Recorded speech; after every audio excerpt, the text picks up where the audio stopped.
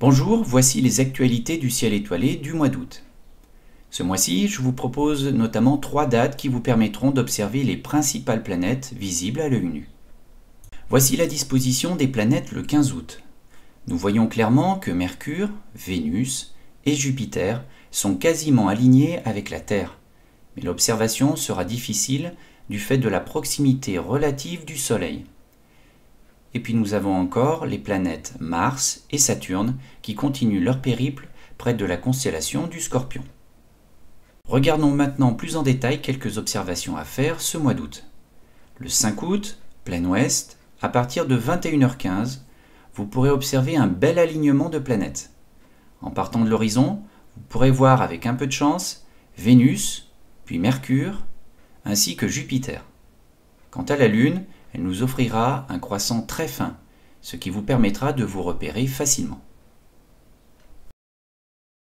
Le 11 août, vers 21h, amusez-vous à repérer au sud, dans un ciel encore relativement éclairé, les planètes Mars et Saturne. Ça ne sera pas facile, mais vous serez aidé par la Lune, qui sera largement visible. Vous devriez pouvoir débusquer 2 petits points lumineux dans les lueurs du crépuscule. Si vous n'y arrivez pas, il suffit d'attendre 30 minutes pour découvrir les principaux astres, avec notamment la constellation du Scorpion et de la Balance. Le 27 août, vers 20h45, à l'ouest, presque au niveau de l'horizon, vous pourrez admirer une conjonction tout à fait exceptionnelle. Vénus et Jupiter sembleront très proches, même si leur distance à la Terre est complètement différente. Je profite de l'occasion pour vous montrer 2 images de Vénus, dont une prise récemment.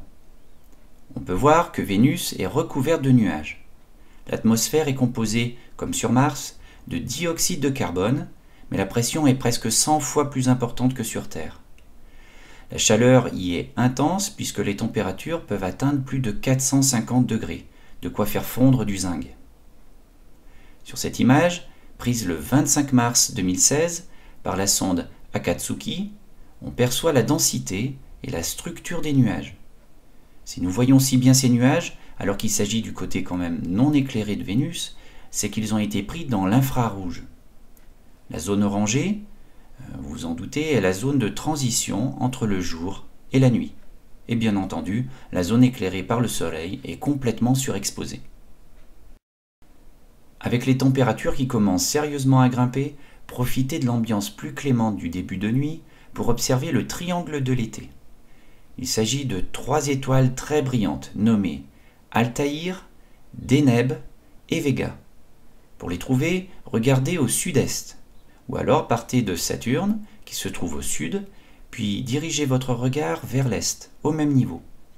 Vous arriverez sur Altaïr, dans la constellation de l'Aigle. Cette dernière, ainsi que Vega, de la constellation de la Lyre, sont des étoiles proches. La première se situe à 17 années-lumière, et Vega à 25 années-lumière. Ce sont donc nos voisines, contrairement à Deneb dans la constellation du Cygne qui se situe à 1400 années-lumière. Autre particularité de l'été, c'est le fameux rendez-vous annuel qu'on nomme les Nuits des étoiles. Elles auront lieu les 5, 6 et 7 août. Le thème cette année sera Au fil de l'eau, la recherche de la vie. Il sera illustré par les récentes découvertes faites dans la comète Chury et sur Mars. Pendant ces 3 jours, des centaines de manifestations vous proposeront de vous accompagner dans vos observations. Je laisse un lien vers le site de l'AFA, qui est l'Association française d'astronomie. Elle propose notamment les sites d'observation proches de chez vous.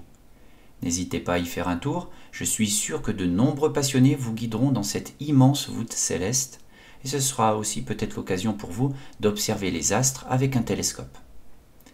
Bon, vous voilà bien informés pour ce mois d'août. Je vous rappelle que je vous laisse toujours un descriptif et des annotations en marge de la vidéo.